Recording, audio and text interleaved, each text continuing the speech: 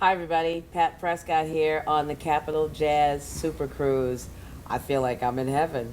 And I'm here with my brother, Kenny Lattimore, who turned it out Yeah. a couple nights ago. Thank you. How Thank you you so doing, much. Kenny? I'm doing great. This has been fantastic, the whole cruise. Now, what's the highlight for you so far?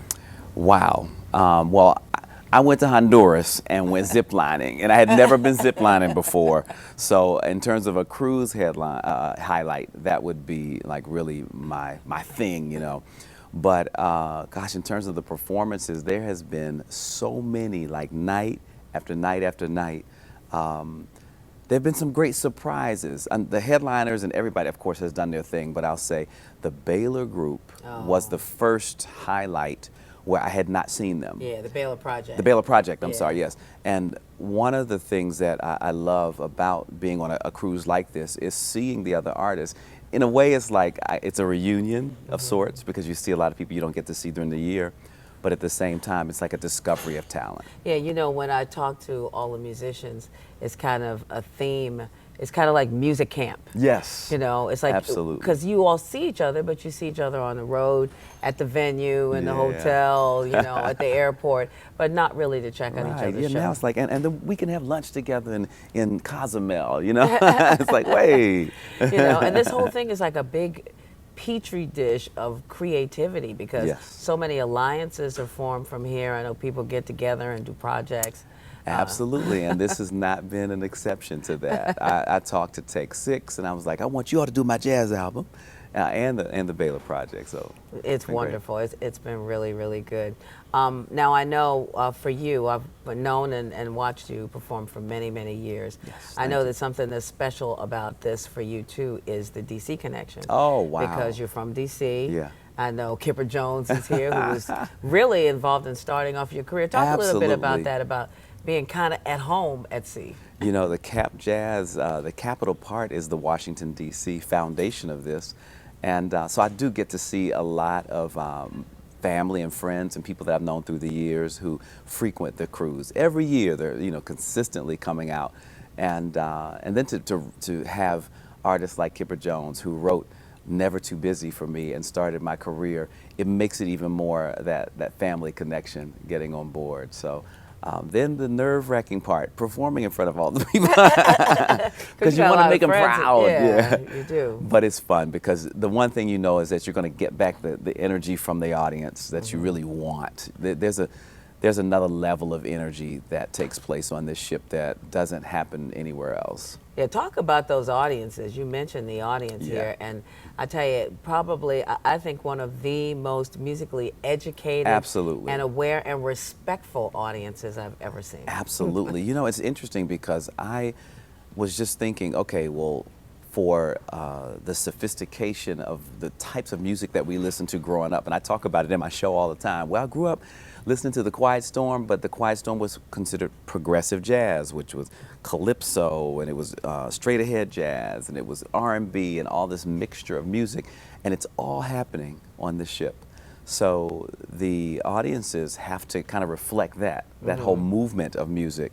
So being an artist here, going to see Matthew Whitaker, and I knew who he Which, by was. the way, if you never have, If please you've never do seen that him, for yourself. and I'm thinking to myself, well, I know who it was because I did something with him at New Jersey Pack with Christian McBride some years back. But to see the people packed in there, staying in there because they get it, they get great music and great talent. Yeah, I think that sometimes audiences don't realize, too, what they bring to the party when it comes to a Absolutely. performance. Because every audience makes that different, don't they? They do, yeah. And this is the audience that's going to speak to you too. They're going to talk back. But that gives it another twist and another element of spontaneity. And no show is exactly the same because each person that participates, that's exactly what they do. They come and they participate. They don't just observe. They get involved in the show. Yeah, well, you get involved in the show too. Well, I've watched the evolution of Thank your you. performance, Oh, man. and I tell you, you are at a point that I just think it's almost like I don't know what you could do to improve it. Oh, thank I you. mean, there's a lot going on. You get a chance to see, I think, in your shows, both sides of Kenny Lattimore because there is that that elegant, polished person that comes out in a tuxedo and That's Mama. I mean, with that Mama's like, voice, "Get in I mean, there." the voice is there all the time. But then there's also that playful, fun, casual, like we are right now, Yeah, we're casual, kind of man. a guy, you know. Oh, I and appreciate all it. of that comes across. Your full personality comes Thank you, across. thank you. You know, it's funny because it's been a process of discovery for me. Coming from classical music, actually, I used to think that I had to get up and sing Never Too Busy. I needed to sing it note for note, and I needed to like prove, yes, this is me singing. I have to sound like the record and all that. And then Rochelle Farrell actually taught me to relax and improv more in the show and bring that element in. So I started to do that, and then I stumbled over my life stories. I was in Long Beach, I think, doing a fashion show, in the hood in Long Beach, too. And I think the music track didn't work. And I hate doing tracks, but I was doing some kind of track date. And as tracks do, it stopped. So I had to improvise. And I started just talking about my life. Well, actually, this is how I grew up. And I did this and I did that. And the audience was just like right there with me the whole time. And I said, oh, okay, maybe there's something significant about this. And I can, weave it into the show. And now it's kind of become my whole movement and moment. Exactly. And it's important that you do a show.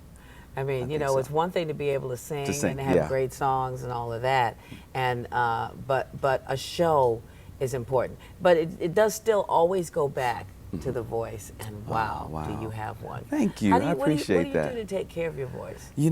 Sleep. I haven't seen you do a whole lot of that this week. I was like, I'm glad y'all have me on a third day because I need sleep. No, it really is. It's a combination of arresting the muscle, because that's all this is, the muscle.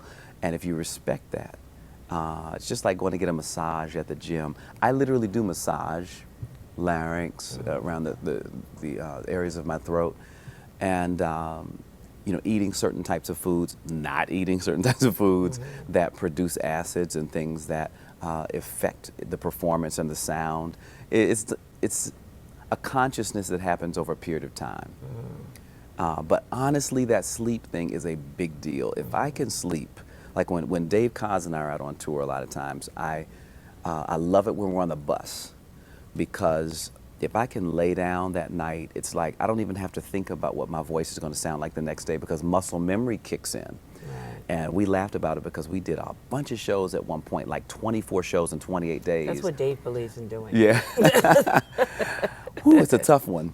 But every night, it was like, okay, it's about 6 o'clock. The voice is just there. And then after that, you shut it down. Sometimes it's vocal rest, too. You don't stay up and party. I'm not a big party guy, particularly when I'm working, because I understand how important it is when somebody has spent their dollar to come and see me, and delivering for them. Well, we got a couple minutes left. There's two other things I wanted to ask you about. One is your son. How's he doing? He's doing great. Oh, man, that's my Fatherhood has been heart. good for you, hasn't it? I am so loving it. This is the stage, though, when it gets a little tough, because it's the How old teenage is he years. now? He's 15, Okay. and he begins to I'll pull keep you in off. prayer. Yeah, thank you. See, he's starting to pull off into his independence. But I want to bring him on the ship at some point, because he is a music lover. I think it would be fantastic. I think a lot of people should bring their kids and their grandkids so they can see how we party. Absolutely. So grandma parties like that. Right. Who knew? The other thing I wanted to ask you about is Vulnerable, your thanks. latest project, which is outstanding. Thank you. And I know Thank that you. you're doing some touring and stuff. And for people who are watching, I want to just get an idea of some of the things you're going to be Absolutely. doing this year. I am going to be out on the road. Wow, we're starting to book the entire year, because I also go from Vulnerable into the Christmas tour. But KennyLattimore.com. If you really want to know where I am, go to KennyLattimore.com, and there's a VIP list as well, so that you don't have to constantly look at the list of things. We'll send you an email just once a month. We try not to bombard you, and let you know all of the places where I'll be performing. But we're getting ready to do Vegas soon, and nice. a couple little cities, because every start of the year, I try to change the show up just a bit, and make some decisions so that there's that consistency and that magic with the band. So that you're like a comedian who goes and hits the clubs. Absolutely. Developing a new Develop the new show. The things that work and that people really love, you try to keep in the show, because I realize that everyone has not seen it.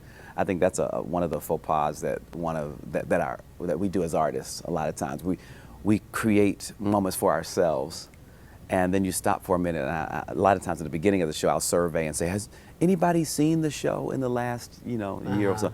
And then maybe half the room might go up, or a quarter of the room may go up and say, we saw it. So that means you got 3/4 of a room that has not seen that routine that you're tired of as an artist. So I just try to find love in that moment for it again, so that I can deliver it with passion. Well, we never get tired of seeing you. Oh, thank you. And we are never too busy for Kenny Lattimore. Never too busy. I love it. We're here on the Capitol Jazz Super Cruise. Hope you'll join us real soon. Yeah.